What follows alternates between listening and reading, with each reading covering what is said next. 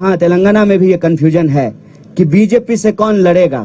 अव्वल तो बीजेपी से लड़ने का क्या मतलब है? अगर बीजेपी से लड़ने का मतलब उसकी ही विचारधारा पे चलना है तो फिर वो कोई लड़ाई नहीं है। उसको कहते हैं हमारे यहाँ कि सूडो बॉक्सिंग हो रहा है। दिन में बॉक्सिंग करेंगे, मीडिया स्टूडियो में बैठ करके बॉक्सिंग करेंगे और शाम में पैग लड़ाएंगे। तुम तुम्हारा, हम हमारा, इधर का बैग उधर, उधर का बैग इधर। ये कोई लड़ाई नहीं है, विचारधारात्मक लड़ाई होती है। कोई भी ईमानदारी से समझ सकता है कि कांग्रेस पार्टी एक मजबूत विपक्ष की भूमिका सड़कों पे निभा रही है और सिर्फ कांग्रेस पार्टी निभा रही है। मैं सबसे पहले आपका स्वागत करता हूं और हिंदी में बोलूंगा, इसके लिए आपसे माफी चाहता हूं। आपकी भाषा तेलुगु है, लेकिन मुझे तेलुगु आती नहीं है। आती तो जरूर तेलुगु में बात करता, क्योंकि हमारी नज़र में, भारत जोड़ो यात्रा की नज़र में, सारी भाषाएं एक समान है। सब भाषा, सारे लोगों की मातृभाषा जो है उसको हम बराबर का रेस्पेक्ट करते हैं। दूसरा, आप सब लोग लगातार जो है कवर कर रहे हैं भारत जोड़ो यात्रा को। एक सवाल लोग बार बार पूछ रहे हैं कि क्या जोड़ने के लिए निकले हैं। हमारे पास फेविकॉल नहीं है और जो है हम फेविक्विक भी लेकर के नहीं चल रहे हैं। भारत जोड़ो यात्रा का जो मैसेजिंग है उसमें सबसे पहले ये सवाल खुद से पूछना पड़ेगा कि आपको, आपकी कोई ऐसी चीज है जो टूटी है। ये सवाल जब आप खुद से पूछेंगे तो इसका जवाब आपको मिलना शुरू हो जाएगा कि भारत जोड़ो यात्रा में हम क्या जोड़ने के लिए निकले हैं। मेरे ख्याल से कोई भी नौजवान इस देश का जिसके पास सारी डिग्रियां हैं, वो इंजीनियरिंग किया है, एमबीए किया है, पीएचडी किया है, तमाम टेक्निकल एजुकेशन लेने के बावजूद जब वो अपना सीवी लेकर के जाता है और नौकरी नहीं मिलती है, तब उम्मीदें टूटती हैं उस नौजवान की, उस नौजवान के गर्लफ्रेंड की या बॉयफ्रेंड की, उसके माँ बाप की, उसके दोस्तों की। और ये जो उम्मीदें टूट रही हैं ना बेरोजगारी के चलते, उस उम्मीद को जोड़ने के लिए हम निकले हैं। जब आपको ये खबर आती है या आप कोई वीडियो देखते हैं कि किसी इंसान को उसके पहचान के चलते, चाहे तिलक देखकर या टोपी देखकर, उसके साथ मारपीट की जा रही है, उसकी टांगें तोड़ दी गई है, तब आपका दिल टूटता है। उस टूटे हुए दिल को जोड़ने के लिए निकले हैं। इसमें हमको कोई कंफ्यूजन नहीं है।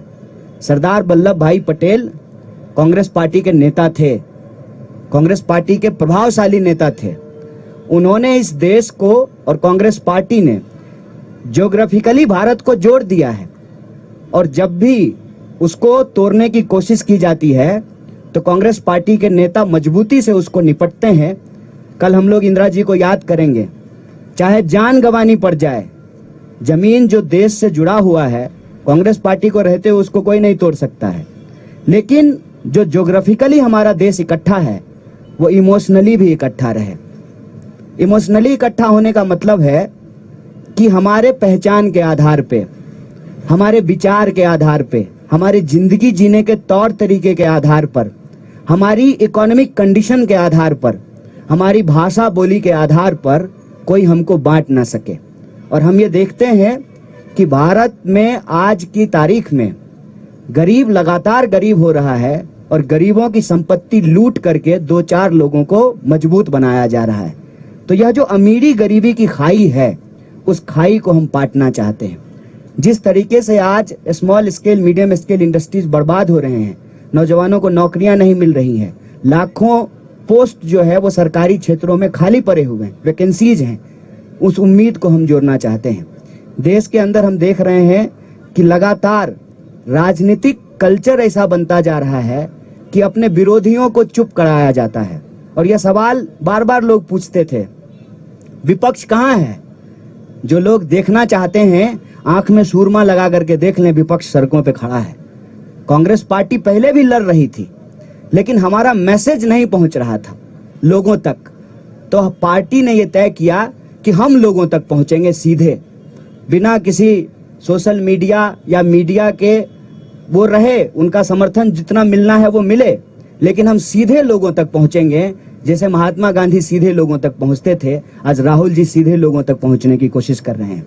एक तो ये सवाल आज कोई भी ईमानदारी से समझ सकता है कि कांग्रेस पार्टी एक मजबूत विपक्ष की भूमिका सड़कों पे निभा रही है और सिर्फ कांग्रेस पार्टी निभा रही है।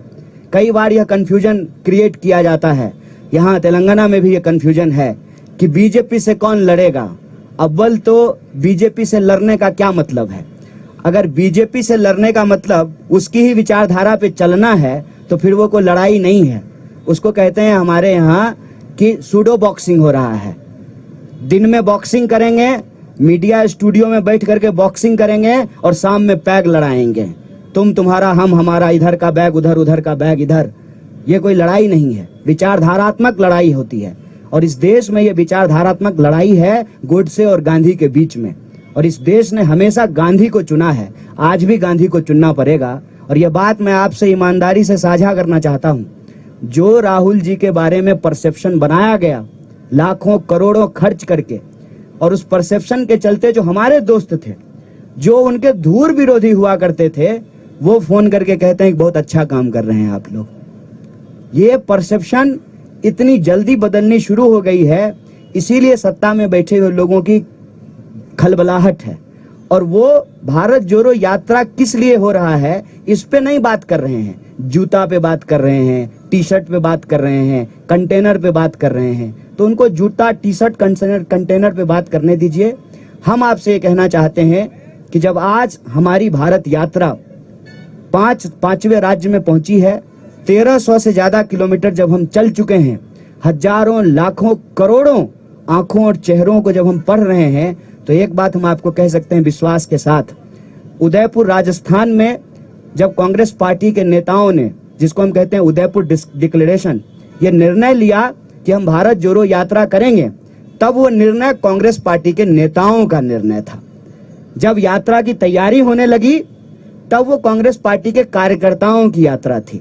आज जब हम 5वें राज्य में आपके सामने बैठ करके बोल रहे हैं, आत्मविश्वास से बात कहते हैं कि ये यात्रा कांग्रेस पार्टी के नेताओं, कार्यकर्ताओं से आगे बढ़ करके आज के डेट में यात्रा देश की यात्रा बन चुकी है, देश के लोगों की यात्रा बन चुकी है, उनके उम्मीदों की यात्रा बन चुकी है। और इस यात्रा का उद्देश्य राजनीतिक, सामाजिक, सांस्कृतिक, आर्थिक तमाम उद्देश्य इसमें एक साथ निहित है कि यह देश जिस तरह से जमीन से जुड़ा हुआ है, जमीन से भी हमारा देश इकट्ठा रहे। इस यात्रा का उद्देश्य है। आप सब लोग आए, हमको सुने, हमारे जो है नेताओं को आप सुन रहे हैं, उनको कवर कर रहे हैं।